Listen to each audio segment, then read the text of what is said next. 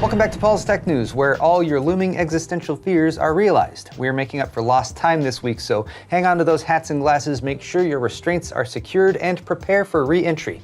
And yes, that could be twisted into a joke about procedures your mom is familiar with, but I find her position to be more akin to Intel's this week, who informed us that their recent performance has been quite unsatisfactory, earnings have slipped, and they'll have our money soon, they just need a little bit more time. But Intel isn't the only one who left us hanging in the past few days. AMD pulled another fast one with their Ryzen 7000X 3D listings, Samsung appears to have an SSD problem on their hands, and Cryptominers are continuing to screw over PC gamers even though GPU mining is dead. So strap one of these onto your face to muffle the screams, assume the position, and get ready for some tech news.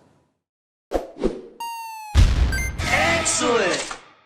Today's video is brought to you by the Corsair Xeneon Flex OLED gaming monitor, which can bend from completely flat up to 800R curvature. But there's a lot more to this display, which features an ultra-wide 45-inch 3440 by 1440 panel with a 240Hz refresh rate and 0.03 millisecond gray-to-gray response time. The spec list also includes NVIDIA G-Sync compatibility, AMD FreeSync Premium certification, Auto HDR with up to 1000 nit brightness, 99% DCI-P3 color gamut coverage, a sophisticated burn-in prevention system, and an integrated stand with a range of connectivity. Click the sponsor link in the video description for more on the Corsair Xeneon Flex.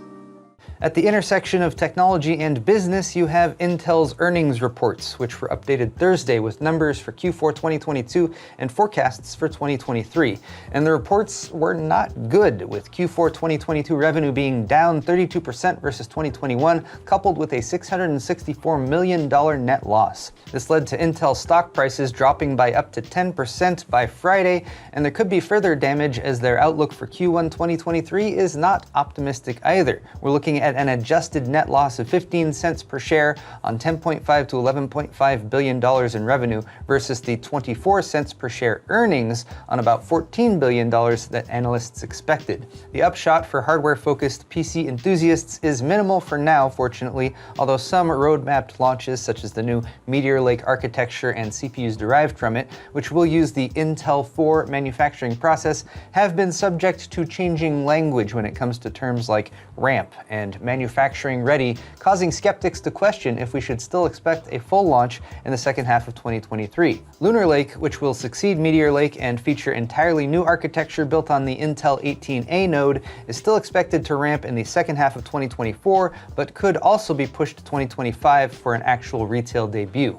The other issue with Lunar Lake is that there are no lakes on the moon. I'm not sure if anyone told Intel that. Speaking of Intel's screw-ups, how about AMD's too? Their Ryzen 7000X 3D CPUs announced at CES are hotly anticipated and expected to launch sometime in February, but the product pages for all three SKUs are already live on the AMD website, and they're causing trouble yet again. A couple weeks ago, they teased us with a Valentine's Day launch date, which was recanted. Now they are teasing us with overclocking support. The previous generation 5800X 3D was notably locked for overclocking, a shortcoming that was somewhat forgiven due to the chip's gaming prowess, but enthusiasts cheered when the upcoming 7950X 3D was tagged with this descriptor on its product page: unlocked for overclocking, yes. AMD had only confirmed PBO-based OCing for these CPUs previously, but it looked as though they were going all in with the manual tuning as well until they removed that info yet again. And it's hard to blame some random batch update or mistyped data entry when they clearly have been fixing the info on these pages, as well as updating them as we get closer to launch. If it's a mistake, AMD is setting themselves up for failure, as many are expecting this info to be legitimate, just accidentally posted to the public too early, and if it is correct info that they're intentionally pretend leaking to try to maintain buzz about these CPUs prior to launch, well, they might think they're being sneaky, but we in the tech media are far too clever to fall for it. Speaking of people who think they're clever, cryptocurrency miners, and specifically the ones who did GPU mining, which led to so much chaos and overinflation in the GPU markets in 2021 and 2022, aren't quite done messing with PC gamers yet. As revealed by Brazilian YouTuber Iskander Souza and GPU repair specialist Paulo Gomez, cards that have been used extensively for cryptocurrency mining have been making their way back onto the retail market. And what a surprise, they're not always sold in bulk for a hefty discount with their mining history clearly disclosed for all to see. No, those shady miners would much rather sell those GPUs as new. But the problem is that running a GPU in a mining farm for a long time results in some telltale indications that a card is definitely not new. Last week, the buzz was about a batch of 50 or so AMD RX 6800 and 6900 XT cards that shorted or whose dies cracked when put under load, as revealed by Chris Fix on YouTube. But the cause was not a driver issue, as some speculated. It was that the cards were almost certainly from a mining operation and had been improperly stored in an overly humid environment. But Iskander and Paolo discovered an even more nefarious plot to sell off used cards as new.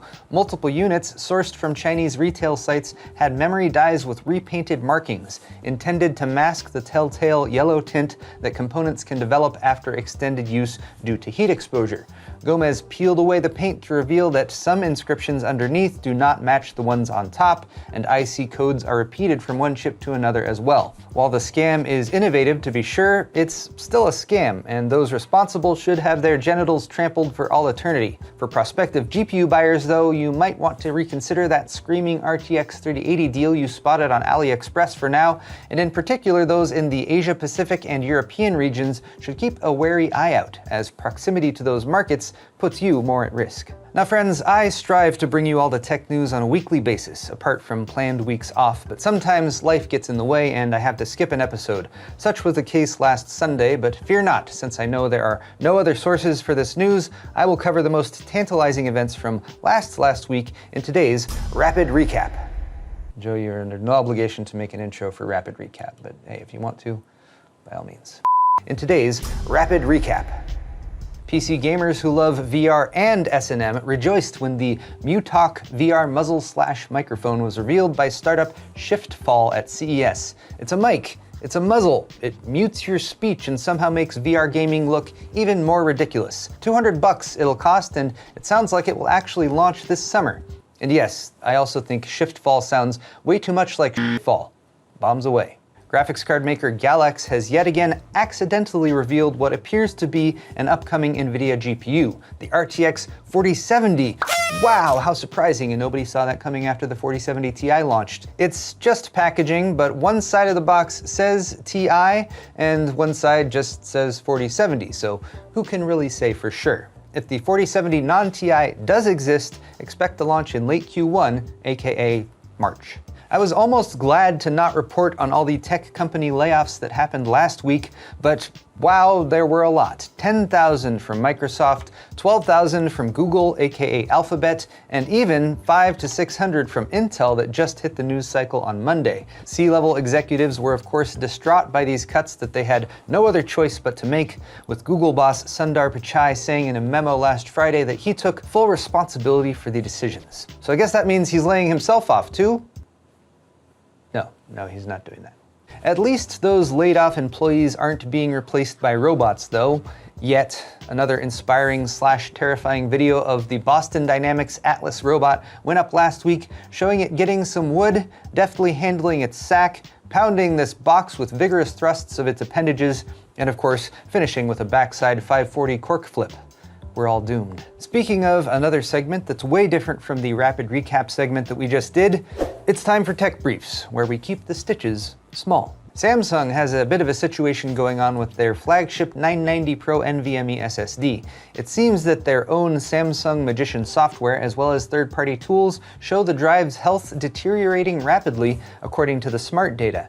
Whereas previous Samsung SSDs might only drop to 99% health even after a year or two of use, the 990 Pro was dipping to 98%, 95%, and even as much as 64% health after only about 2 terabytes of data being written.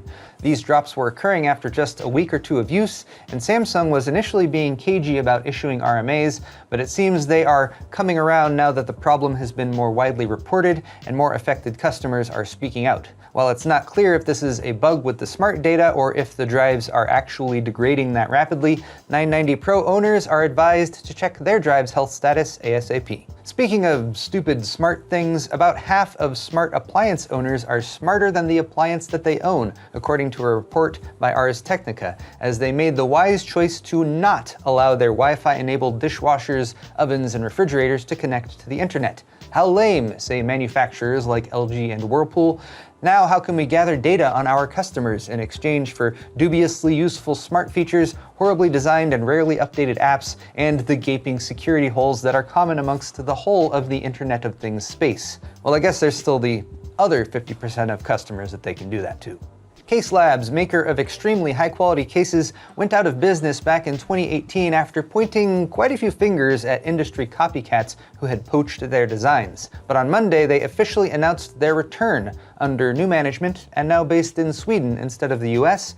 New owners Emil and Daniel have promised to carry on the spirit of CaseLabs as best they can, while also expanding into new form factors and building out the brand. They have a website up, caselabs.se, where you can read a FAQ and sign up for their newsletter to be informed when they actually start shipping products again, which, to be fair, seems like it's a ways off. They did not disclose any dates or timeframes for that. We are glad to see the return of CaseLabs though, and hopefully they can restore the brand to its former glory. Finally, AI has been a hot topic so far in 2023, as the advent of services like ChatGPT and Stable Diffusion has provided much broader access to the masses. And there are a lot of potential pitfalls and misuses of the technology already in play, but I wanted to end the show with something good that AI has done. This text output shared on Twitter by Make Art Later, a biblical verse in the style of the King James Bible, how to remove a peanut butter sandwich from a VCR. And it came to pass that a man was troubled by a peanut butter sandwich, for it had been placed within his VCR, and he knew not how to remove it. This whole piece is amazing. I'm not going to read it all right now. It's linked in the description. But after providing some solid advice about a butter knife, the Lord said, "Verily I say unto thee, seek not to put thy peanut butter sandwiches in thy VCR, for it is not a suitable place for such things. Rather, keep thy sandwiches in thy refrigerator or on thy plate, where they belong." So true, so poignant, and so there you have it, guys. Tech news for the week. And if you liked it, click that like button or leave me a comment down below. While you're down there, all the articles I talked about today are linked in the description if you're interested. And you can also check out my store at paulshardware.net for high-quality merchandise, t-shirts, hoodies, beer sets, and more. And we do have a sale going on hoodies right now. Subscribing to my channel is always a good call too. Thanks again, everyone, and we'll see you next week.